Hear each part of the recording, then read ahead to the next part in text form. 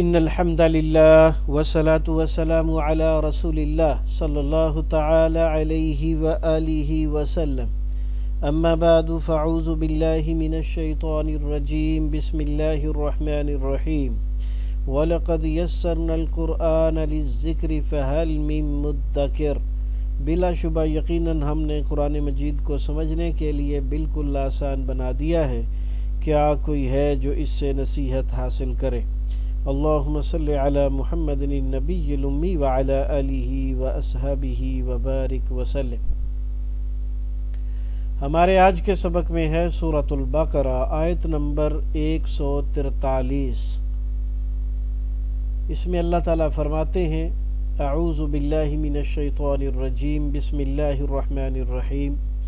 وَكَذَلِكَ جَعَلْنَاكُمْ أُمَّةً وَسَطًا لِتَكُونُوا شُهَدَاءَ عَلَى النَّاسِ وَيَكُونَ الرَّسُولُ عَلَيْكُمْ شَهِيدًا وَمَا جَعَلْنَا الْقِبْلَةَ الَّتِي كُنْتَ عَلَيْهَا إِلَّا لِنَعْلَمَ مَن يَتَّبِعُ الرَّسُولَ ممن ينقلب على عقبيه وإن كانت لكبيرة إلا على الذين هدى الله وما كان الله ليضيع إيمانكم إن الله بالناس لرؤوف رحيم۔ اور اسی طرح ہم نے تمہیں سب سے بہتر امت بنایا تاکہ تم لوگوں پر شہادت دینے والے بنو اور رسول تم پر شہادت دینے والا بنے، اور ہم نے وہ قبلہ جس پر تو تھا مقرر نہیں کیا تھا مگر اس لیے کہ ہم جان لیں کون اس رسول کی پیروی کرتا ہے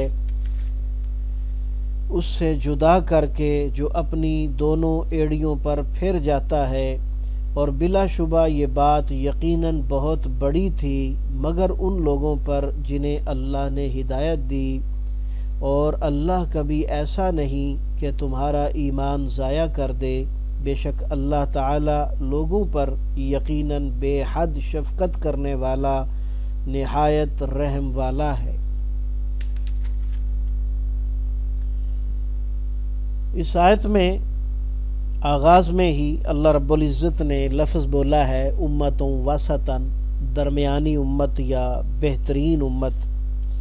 تو وسط کا معنی درمیان ہے، افضل چیز کو بھی وسط کہہ دیتے ہیں کیونکہ درمیانی چیز سب سے بہتر ہوتی ہے، یہاں مراد سب سے بہتر ہے، جیسا کہ اللہ رب العزت نے سورہ آل عمران کی آیت نمبر 110 میں فرمایا ہے: کنتم خیر امت اخرجت للناس، تم سب سے بہتر امت ہو جس کو اللہ تعالیٰ نے لوگوں کے لیے پیدا کیا ہے، کیونکہ دو نقطوں کے درمیان سب سے مختصر اور صحیح خط مستقیم ہی ہوتا ہے۔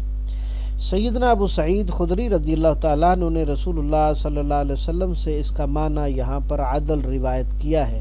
یہ بات صحیح بخاری میں کتاب التفسیر حدیث نمبر 4487 میں ذکر ہے۔ عدل کا معنی ثقہ اور قابل اعتماد بھی ہے، اعتقاد و اخلاق اور اعمال میں معتدل، اور پہلی امتوں کی افراط و تفرید سے پاک بھی، نہ یہاں یہود کی سختی ہے اور نہ نصارہ کی نرمی۔ یہ بات تفسیر کبیر اور تفسیر قرطبی میں موجود ہے۔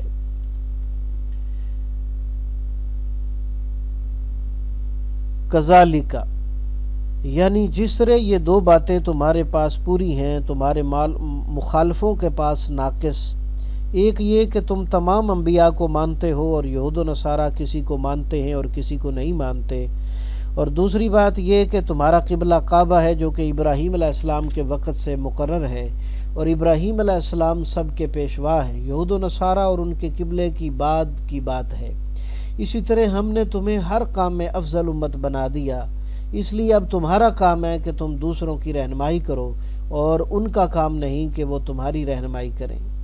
لِتَكُونُوا شُهَدَاءَ عَلَى النَّاسِ، اس سے تین طرح کی شہادت مراد ہے۔ پہلی یہ کہ رسول صلی اللہ علیہ وسلم شہادت دیں گے کہ انہوں نے صحابہ تک پیغام حق پہنچا دیا، اور صحابہ کرام تابعین پر، اور اسی طرح امت کا ہر طبقہ آنے والوں پر یہ شہادت دے گا۔ اس امت کے افضل ہونے کا سبب بھی یہی ہے کہ وہ لوگوں کو نیکی کا حکم دیتے ہیں اور برائی سے منع کرتے ہیں، جیسا کہ سورہ آل عمران کی آیت نمبر 110 میں فرمایا، کنتم خیر امت اخرجت للناس، تم بہترین امت ہو جسے لوگوں کے لیے پیدا کیا گیا ہے کہ وہ لوگوں کو نیکی کا حکم دیں اور برائی سے منع کریں۔ چنانچہ عبداللہ ابن عباس رضی اللہ تعالیٰ عنہ بیان کرتے ہیں، رسول اللہ صلی اللہ علیہ وسلم نے خطبہ دیا کہ اے لوگو، تم اللہ کے سامنے ننگے پاؤں، ننگے جسم اور بغیر ختنہ کے اکٹھے کیے جانے والے ہو۔ پھر فرمایا، میری امت کے کچھ لوگوں کو بائیں طرف لے جایا جائے گا تو میں کہوں گا، رب امتی، یا اللہ یہ تو میرے ساتھی ہیں، تو کہا جائے گا، انک لا تدری ما احدثوا بعدک، کہ آپ نہیں جانتے کہ انہوں نے آپ کے بعد کیا نیا کام کیا تھا۔ تو میں کہوں گا جیسے صالح بندے عیسیٰ علیہ السلام نے کہا تھا، وَكُنْتُ عَلَيْهِمْ شَهِيدًا مَا دُمْتُ فِيهِمْ فَلَمَّا تَوَفَّيْتَنِي كُنْتَ أَنْتَ الرَّقِيبَ عَلَيْهِمْ وَأَنْتَ عَلَى كُلِّ شَيْءٍ شَهِيدٌ۔ سورۃ المائدہ آیت نمبر 117۔ اور میں ان پر گواہ تھا جب تک میں ان میں موجود تھا، پھر جب تو نے مجھے اٹھا لیا تو تو ہی ان پر نگران تھا اور تو ہر چیز پر گواہ ہے۔ یہ حدیث صحیح بخاری میں کتاب التفسیر وَكُنْتُ عَلَيْهِمْ شَهِيدًا کی تفسیر کے حوالے سے حدیث نمبر 4625 میں موجود ہے۔ یہی بات جب آپ صلی اللہ علیہ وسلم نے حجۃ الوداع میں صحابہ کرام سے پوچھی، کیا میں نے اللہ کا پیغام تم تک پہنچا دیا ہے؟ تو سب نے کہا، بے شک آپ نے پہنچا دیا ہے۔ یہ بات بھی صحیح بخاری میں حدیث نمبر 1741 میں موجود ہے۔ اب ہم میں سے ہر ایک کا فرض ہے کہ وہ یہ پیغام آنے والوں تک پہنچائے، تبھی وہ ان پر شہادت دے سکے گا اور تبھی امت وسط کہلانے کا حقدار ہوگا، اور جو امت مسلمہ کی تمام گمراہی دیکھ کر بھی خاموش رہے گا وہ نہ گواہی دے سکے گا اور نہ ہی امت وسط کا مصداق ہوگا۔ دوسری وہ شہادت ہے جو امت مسلمہ اللہ تعالیٰ کی کتاب کے خبر دینے کی بنا پر پہلی تمام امتوں پر دے گی کہ ان کے انبیاء نے اللہ کے احکام ان تک پہنچا دیے تھے۔ رسول صلی اللہ علیہ وسلم نے فرمایا، نوح علیہ السلام اور ان کی امت آئے گی تو اللہ تعالیٰ فرمائے گا، تم نے پیغام پہنچا دیا تھا۔ وہ عرض کریں گے، ہاں اے میرے رب۔ پھر ان کی امت کو فرمائے گا، کیا انہوں نے تمہیں پیغام پہنچا دیا تھا؟ تو وہ کہیں گے، نہیں، تو ہمارے پاس تو کوئی نبی آیا ہی نہیں۔ تو اللہ تعالیٰ نے نوح علیہ السلام سے فرمائے گا، تمہاری شہادت کون دے گا؟ تو وہ عرض کریں گے، محمد صلی اللہ علیہ وسلم اور ان کی امت۔ پھر ہم شہادت دیں گے، یقیناً انہوں نے پیغام پہنچا دیا تھا، اور وہ اللہ تعالیٰ کا یہ فرمان ہے، وَكَذَلِكَ جَعَلْنَاكُمْ أُمَّةً وَسَطًا لِتَكُونُوا شُهَدَاءَ عَلَى النَّاسِ۔ تیسری شہادت دنیا ہی میں مسلمانوں کی کسی کے حق میں نیک یا بد ہونے کی شہادت ہے، جس کی بنا پر نبی صلی اللہ علیہ وسلم نے ایک جنازے کے لیے جنت اور دوسرے کے لیے جہنم واجب ہونے کا اعلان فرمایا، اور فرمایا، انتم شہداء للہ فی الارض، تم زمین میں اللہ کے گواہ ہو۔ ہمارے آج کے سبق میں وما جعلنا القبلہ کے الفاظ ہیں۔ یہ تحویل قبلہ کی ایک حکمت بیان فرمائی ہے کہ قریش کو بطور قبلہ بیت اللہ عزیز تھا اور اہل کتاب کو بیت المقدس۔ پہلے بیت المقدس کو قبلہ مقرر کر کے قریش اور ان کے ساتھیوں کی آزمائش ہوئی، پھر بیت اللہ کو قبلہ مقرر کر کے اہل کتاب کی آزمائش ہوئی۔ اپنے محبوب قبلہ کو نبی صلی اللہ علیہ وسلم کی فرما برداری میں ترک کرنا ہدایت یافتہ لوگوں کے سوا دوسروں کے لیے نہایت مشکل تھا، اس لیے جنہیں یہ ہدایت نصیب نہ تھی وہ ڈگمگا گئے۔ اس آیت میں یہ بھی معلوم ہوا کہ پہلے جس قبلہ کی طرف آپ رخ کرتے تھے وہ بھی اللہ تعالیٰ نے مقرر فرمایا تھا، اگرچہ قرآن مجید میں اس کا حکم کا ذکر نہیں ہے۔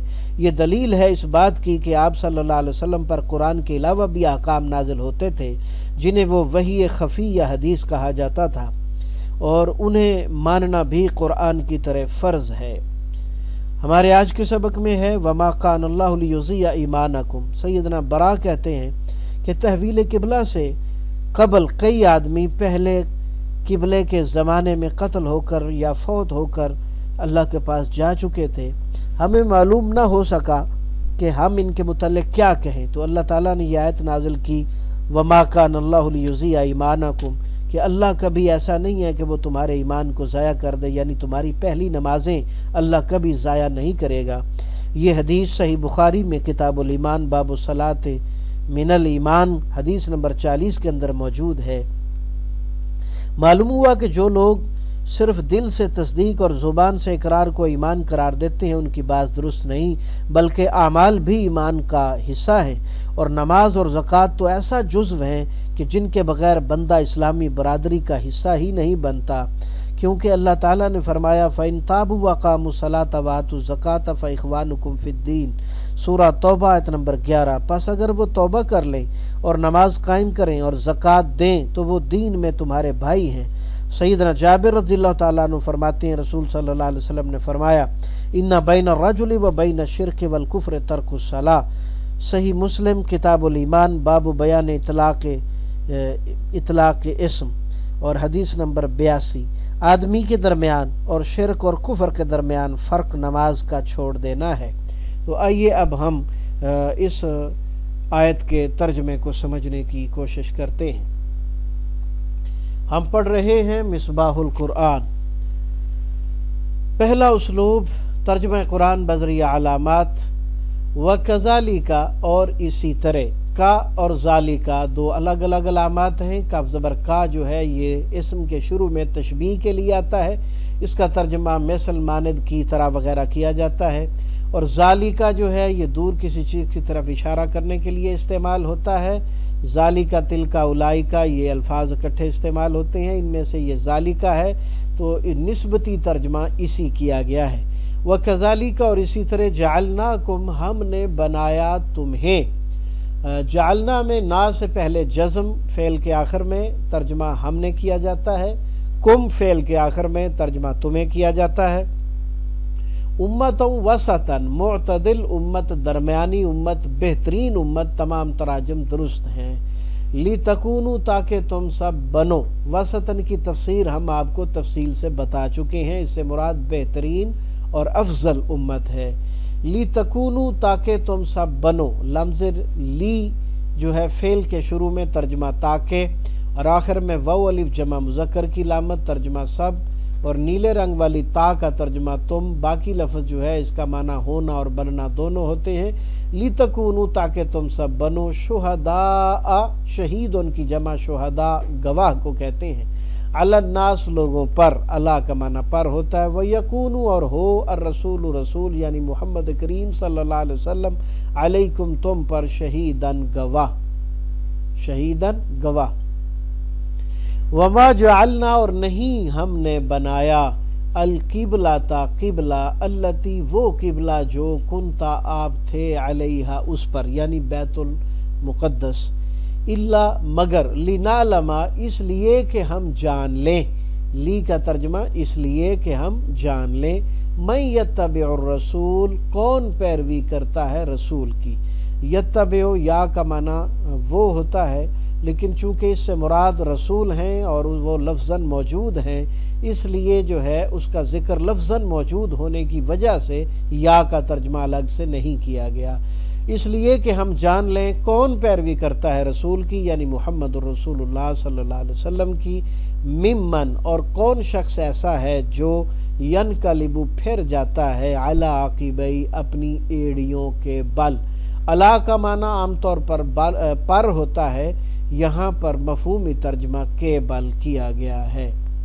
وَإِنْ كَانَتْ اور اگرچہ تھی، لَكَبِيرَةً یقیناً گراں، کیا قبلہ کی تبدیلی، الا مگر، علی الذین ان لوگوں پر جنہیں ہدی اللہ ہدایت دی اللہ نے، وما کان اللہ اور نہیں ہے اللہ، لیضیع کہ وہ ضائع کرے، ایمانکم تمہارا ایمان، اور اس ایمان سے مراد نماز ہے، تو اس سے ثابت ہوا کہ ایمان نماز کا حصہ ہے۔ ان اللہ بالناس بے شک اللہ لوگوں پر، لرؤوف یقیناً شفقت کرنے والا ہے، رحیم بہت مہربان ہے۔ دوسرا اسلوب تفہیم قرآن بذریعہ اردو زبان، 65% الفاظ اردو والے اور 20% بار بار آنے والے نیلے رنگ میں، اور 15% آپ نے یاد کرنے ہیں۔ آپ کے آج کے سبق میں لفظ جعلنا 2 مرتبہ آیا، ہم نے بنایا، ہم نے کر دیا، اور عاقبئی اس کے ساتھ الا بھی ملائیں گے، علی عاقبئی اپنی ایڑیوں کے بل، لرؤوف یقیناً بے حد مہربان ہے۔ تو اس کو شروع سے دیکھیے، وَكَذَلِكَ اور اسی طرح جعلناکم ہم نے بنا دیا تمہیں امتًا وسطًا بہترین امت، درمیانی امت، لِتَكُونُوا تاکہ تم ہو جاؤ یا بنو شہداء گواہ علی الناس لوگوں پر، وَيَكُونَ الرَّسُولُ اور ہو رسول علیکم تم پر شہیداً گواہ، وَمَا جَعَلْنَا الْقِبْلَةَ اور نہیں ہم نے بنایا قبلہ کو، الَّتِي كُنْتَ عَلَيْهَا وہ جس پر آپ تھے، إِلَّا لِنَعْلَمَ مگر یہ کہ ہم جان لیں، مَن يَتَّبِعُ الرَّسُولَ کون رسول محمد کریم صلی اللہ علیہ وسلم کی پیروی کرتا ہے۔ یتبع اتباع سے نکلا، اتباع تابع اور متبع سنت اردو میں آپ بولتے ہیں، ممن اس شخص کے مقابلے میں جو ینقلب پھر جاتا ہے علی عاقبئی اپنی ایڑیوں کے بل، وَإِنْ كَانَتْ لَكَبِيرَةً اور یقیناً یہ ہے یقیناً گراں بہت بھاری قبلہ کی تبدیلی، إِلَّا عَلَى الَّذِينَ هَدَى اللَّهُ مگر ان لوگوں پر بھاری نہیں جنہیں اللہ نے ہدایت دی، ان کے لیے اس حکم پر عمل کرنا بہت آسان ہے۔ وَمَا كَانَ اللَّهُ لِيُضِيعَ ایمانکم اور نہیں ہے اللہ تعالیٰ کہ تمہارا ایمان ضائع کرے، یعنی تمہاری پڑھی ہوئی نمازیں جو تم سابقہ قبلہ کی طرف منہ کر کے پڑھ چکے ہو وہ اللہ کے ہاں قابل قبول اور مقبول ہے۔ ان اللہ بالناس لرؤوف الرحیم بے شک اللہ تعالیٰ لوگوں پر یقیناً بہت مہربان اور بہت رحم کرنے والا ہے۔ سبحانک اللہم بحمدک اشہد ان لا الہ الا انت استغفرک واتوب الیک۔